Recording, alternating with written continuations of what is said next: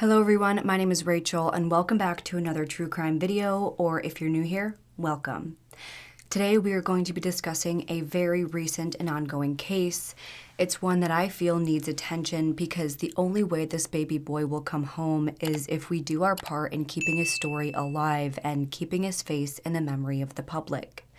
This case is particularly interesting because there are tons of rumors and speculations surrounding the parents, which I do think is relatively warranted, but when you listen to this video, when you listen to any other videos or news reports, I just want you to try and keep an open mind. Try not to fall in the rabbit hole of believing every rumor you see.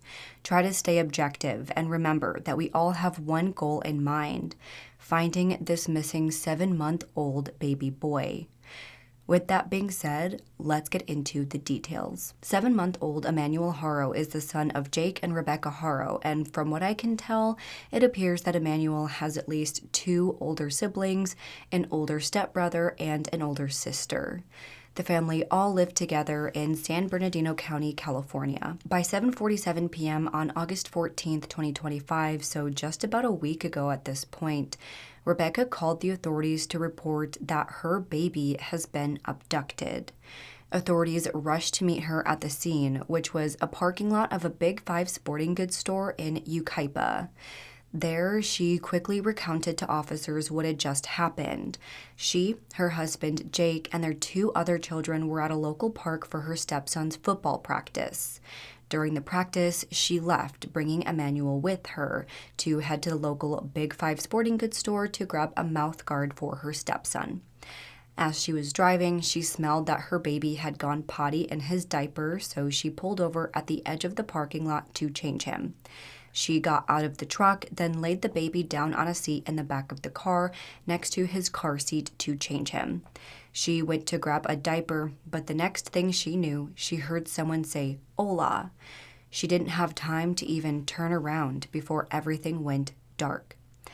The next thing she knew, she woke up next to her truck but didn't see Emmanuel anywhere. She had been attacked by some unknown assailant, and Emmanuel had been taken. She frantically searched around her truck, then ran into the store to check for him and ask if anybody had seen a baby boy, and nobody had, so she called 911. Right away, the San Bernardino County Sheriff's Office deployed search teams to scour the area for the missing 7-month-old baby boy. They immediately brought in sniffer dogs to try and pick up his scent. They brought out helicopters, volunteers, and took to the media to spread Emmanuel's image as far and as wide as they could. They describe him as being a 7-month-old baby boy. He's about 24 inches tall, has brown hair and brown eyes, and has a cross eye, which is not thought to be from any specific disability. He was last seen wearing a black onesie. At that time, no Amber Alert was issued for Emmanuel because he technically didn't match the criteria. There was no description of suspects, the vehicles, or any other information that they could give the public. All they knew was that the baby was missing. They continued their extensive searches, growing the search radius with each passing hour, but no sign of the baby was found. As that was happening, Rebecca and Jake both took to the media, doing multiple interviews with various news stations to share their story and beg for their son's safe return. In these interviews, which took place in the days after her son went missing, you can see that Rebecca has a black eye, which she says came from the attack. I got him out of the car seat and I laid him down and so I could get his diapers ready. And somebody said, "Hola," and that's all I remember. And I saw white.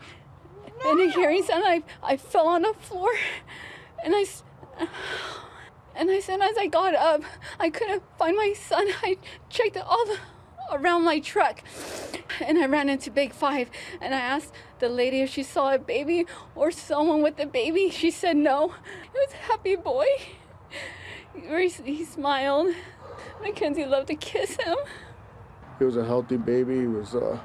He was crawling, he was kicking, he was playing with his toys. Whoever took our son, please give him back.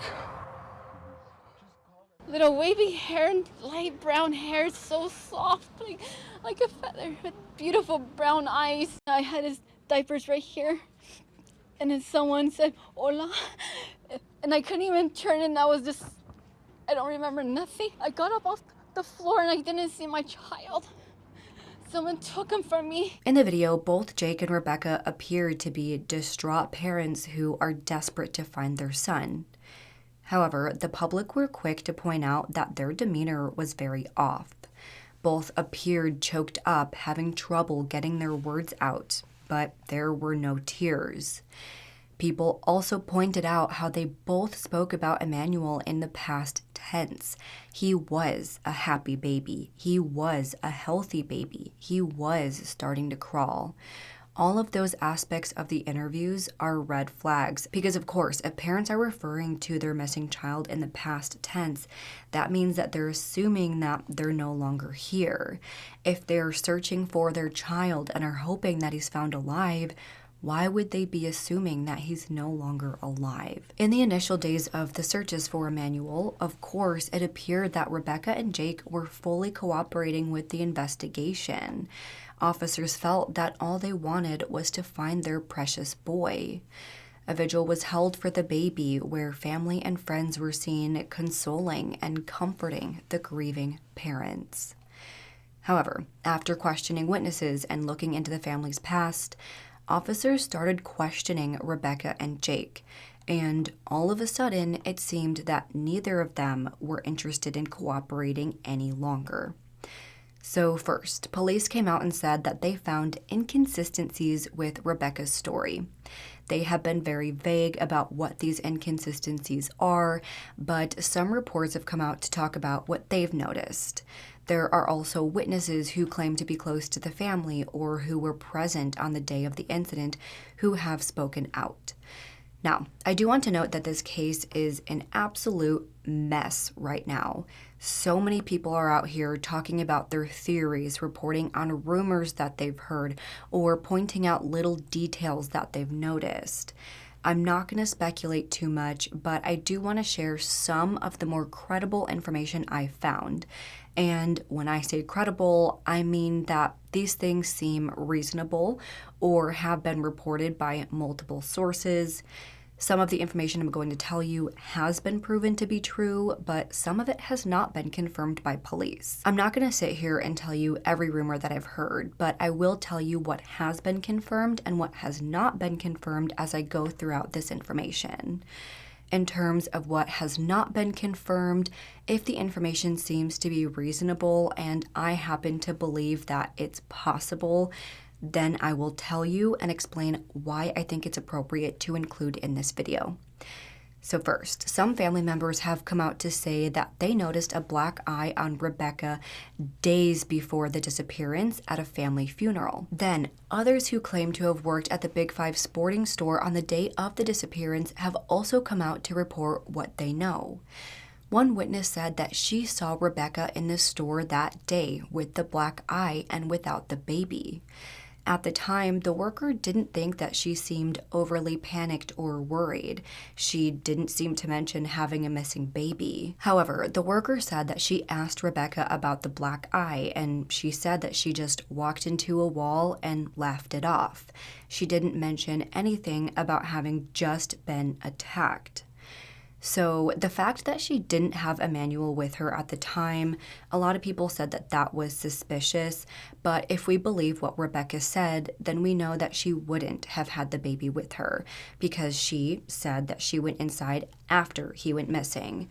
Remember, she said that she was driving to the store, she noticed the stinky diaper, and then she pulled over to change it before he went missing, and she only went inside to see if he was taken inside for whatever reason.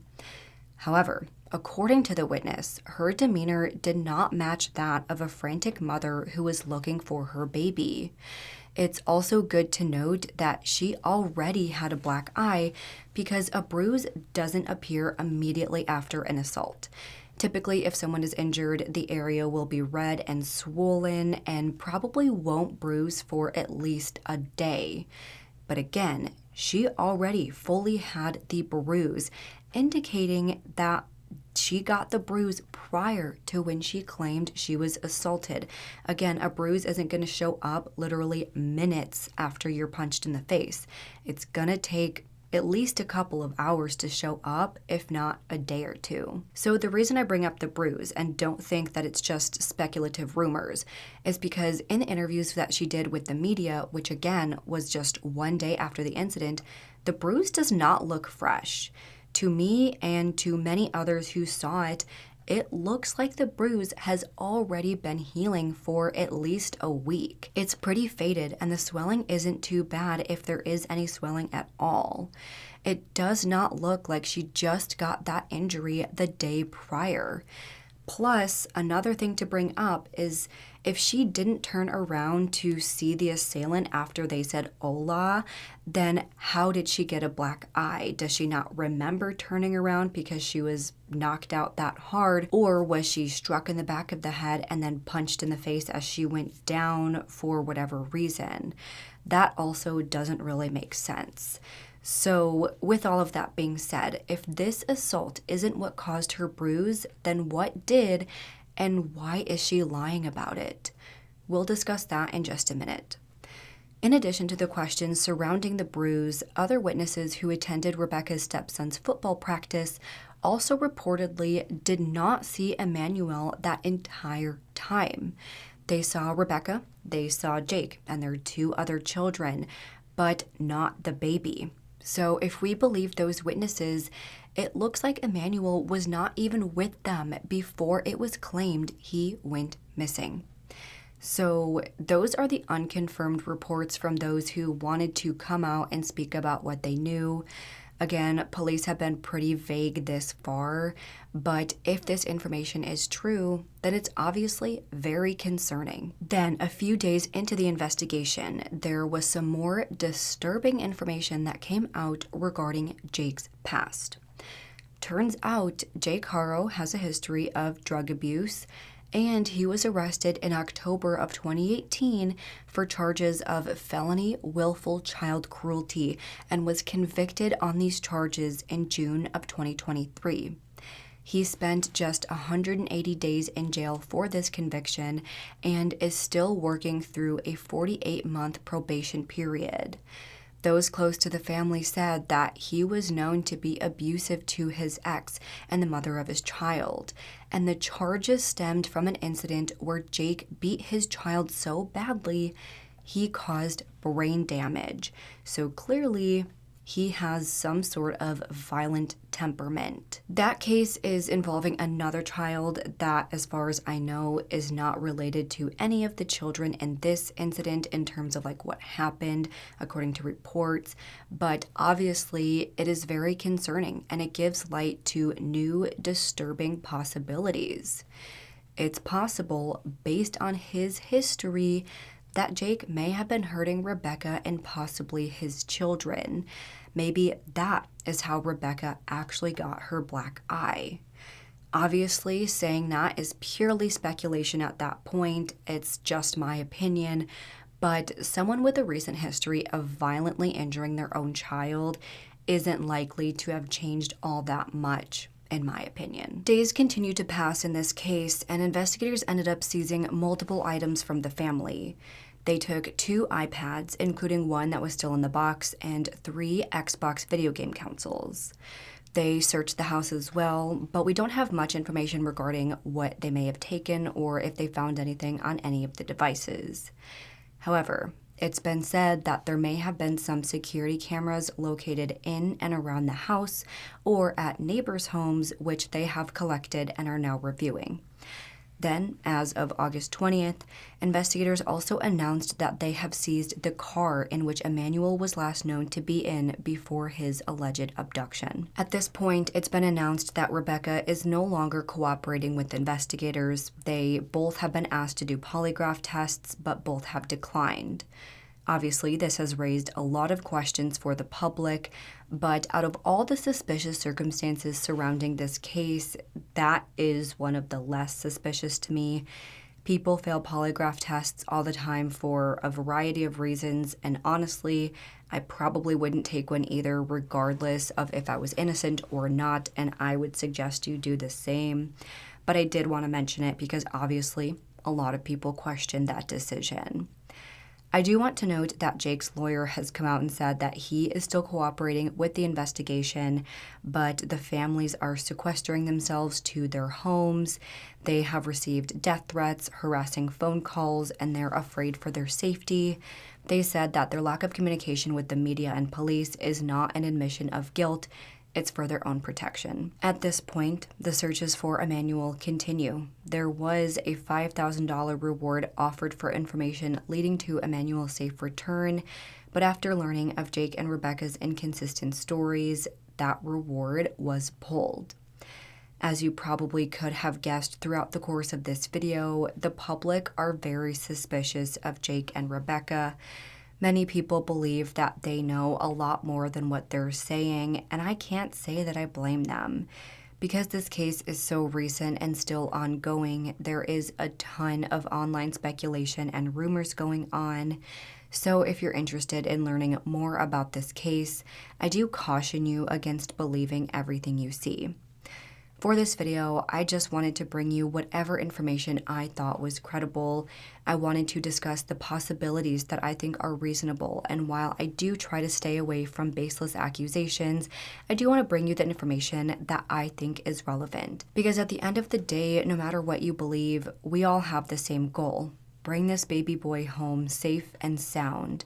And right now, the best way to do that is to share his story and provide whatever information we can to help and find him. If you're located in the San Bernardino area, please keep on the lookout for this precious 7-month-old baby boy. For now, all I'll say is that I do think the parents know more than what they're saying. Their families think that they're innocent. The police think that they're hiding information. And the public has pretty much decided that they're guilty. But regardless of what camp you're in, please still and try to keep Emmanuel in your thoughts. We don't truly know what happened for sure, so try to do your best to stay alert and do what you can to try to help bring him home. Whether that's sharing his story, sharing his picture, or helping with searches if you're in the area. Do whatever you can, keep him in your thoughts, and let's just try to stay hopeful that things will turn out okay. But with that being said, that is where I'm going to close today's video. And now I want to hear what you all think. What do you think of Jake and Rebecca? Do you think they know more than what they're saying? Do you believe Rebecca's story? If not, what do you think really happened? And do you think we will find Emmanuel soon? Let's discuss this and any other thoughts you have in the comments below. If you liked this video, please make sure to go ahead and leave this video a thumbs up and subscribe to my channel. I put out new true crime and mystery videos every single week. Don't forget to turn that notification bell on so you don't miss out on any of my future videos. Make sure to follow me on Twitter, Instagram, Facebook, TikTok, and Spotify. All will be linked down below. And if you have any case suggestions, please make sure to fill out the Google form, which is also listed down below. With that, I hope you guys have an amazing week. Stay safe, stay healthy, and I hope to see you next time. Bye.